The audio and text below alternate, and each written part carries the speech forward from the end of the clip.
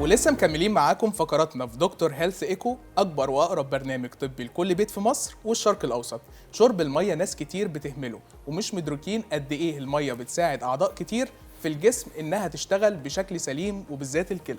ما ننساش كمان يا اسلام ان احنا خارجين من رمضان وكل سنه وانتم طيبين، فالناس في الفتره من المغرب لحد السحور الناس دي في ناس بتهمل موضوع شرب الميه كتير جدا، منه بيأثر عليهم سلبي، وناس بتشرب كميه ميه كبيره جدا من غير ما يبقوا عارفين اصلا هل الميه دي كترها صح ولا قلتها اللي صح. فاحنا النهارده معانا دكتور كريم سالم، استاذ مساعد امراض الكلى بجامعه الفيوم، وهنعرف منه ازاي قله الميه ممكن تاثر على الكلى. اهلا بيك يا دكتور. اهلا وسهلا. نورنا في دكتور هيلث. اهلا وسهلا بحضراتكم، وشكرا لفريق اعداد برنامج دكتور هيلث، وكل سنه وحضراتكم طيبين. وحضرتك طيب وبخير دايما يا رب. طيب. احنا خارجين من رمضان يا دكتور، تمام؟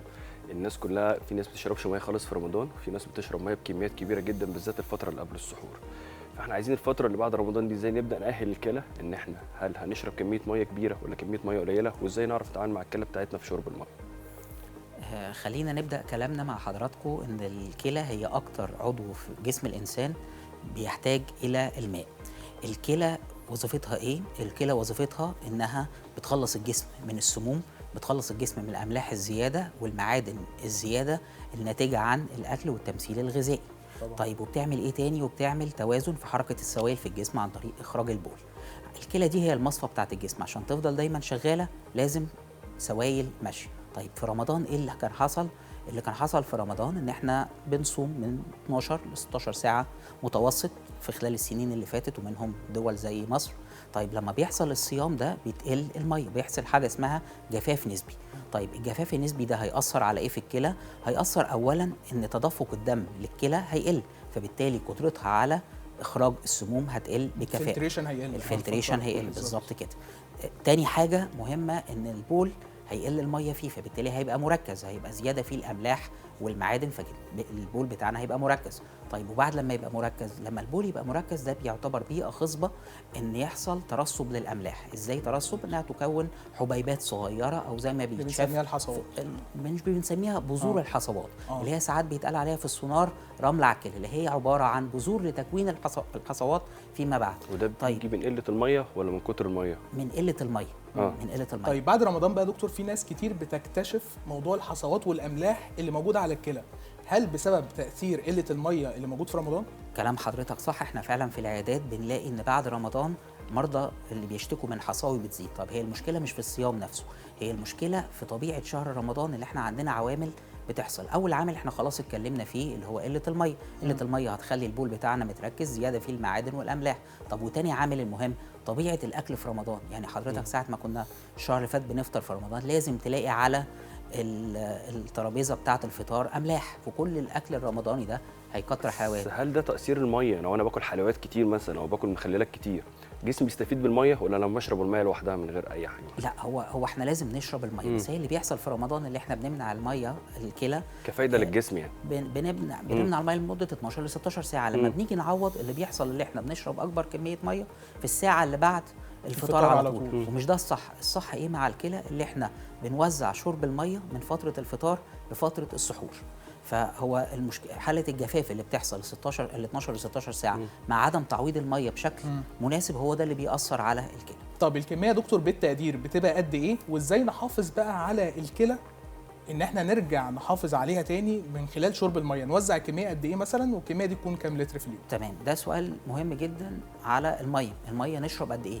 يعني حضرتك هتجيلي هتقولي طب انت بتقولي اشرب ميه، اشرب ميه قد ايه؟ هو من الطبيعي ان الانسان البالغ بيشرب من حدود 2 ل 2.5 لتر تقريبا، بما يعادل 8 ل 10 كوبايات، على اعتبار ان الكوبايه 200 ل 200 سم. بس بنستثني من كده نوعين من المرضى. النوع المريض اللي هو اصلا مريض عنده مشاكل في الكلى والدكتور مظبط معاه سوائل، ومريض القلب، لان مريض القلب ممكن ما يكونش قادر على اخراج ال 2 3 لتر ميه اللي احنا هنقولهم، فدول بنستثنيهم من الموضوع. طب انا عايز اعمل، معلش انا اسف، عايز اعمل ديتوكسيشن للكلى، عايز انزل الميه، عايز انضف الكلى والاملاح اللي موجوده زياده، عايز انضف الكلى. في مشروبات مثلا معينه تقدر تساعد على كده؟ الكلى عضو ذكي جدا، هو مش محتاج تنظيف زي ما حضرتك بالمعنى المتعارف عليه، لان هو اصلا هو اللي مسؤول عن تنظيف 180 لتر دم يوميا عن طريق مليون نفرون يمين اللي هي الوحده الترشيح بتاع الكلى ومليون نفرون شمال، فالكلى هي دي وظيفتها ان هي اللي بتعمل عمليه التنظيف. امال اللي حضرتك بتقوله ايه؟ ده حاجه مهمه قوي اللي هي الاغذيه او المشروبات صديقه الكلى. ايه اللي احنا ممكن نساعدنا؟ اهم حاجه صديق للكلى هي السوائل. اول حاجه هنقولهم واحده واحده. اول حاجه السوائل. طب السوائل، هل كل انواع السوائل؟ لا، السوائل انا اقصد بيها الميه. هنشرب قد ايه بقى؟ ده اهم سؤال. طيب هنشرب 2 ونص لتر ميه. طيب في اوقات مهمه اللي احنا نزود فيها شرب الميه، زي ودي يعني ممكن يزيد عن 2 ونص، نوصل ل3 ونوصل ل4 ونوصل ل5 كمان لتر. اللي هي ايه؟ اللي هي اول حاجه الفترات بتاعت شهور الصيف، درجه الحراره بتوصل 39 و40، يبقى لازم اعوض. الناس اللي بتعمل رياضه بتؤدي الى تعرج زي مثلا الجري، زي كمال الاجسام، الحاجات اللي هيبقى فيها مجهود كتير، زي الناس اللي شغاله في اماكن فيها جو حار، زي الناس اللي شغاله في الصحراء، الناس اللي شغاله في الناس الجبال. بتاخدها مقطعه، ما ياخدهاش مره واحده. يعني في ناس يجروا في ازازه الميه كلها ومخلص 2 لتر مره واحده. هي دي المشكله. انا اعرف ازاي انا كده خدتها مقطعه او خدتها مره واحده، فانا عايز ازود شرب الميه. لا، انا هتابع لون البول بتاعي. لو لقيت لون البول اصفر فاتح وهو ده اللون اللي احنا عايزينه، معنى كده نورمال.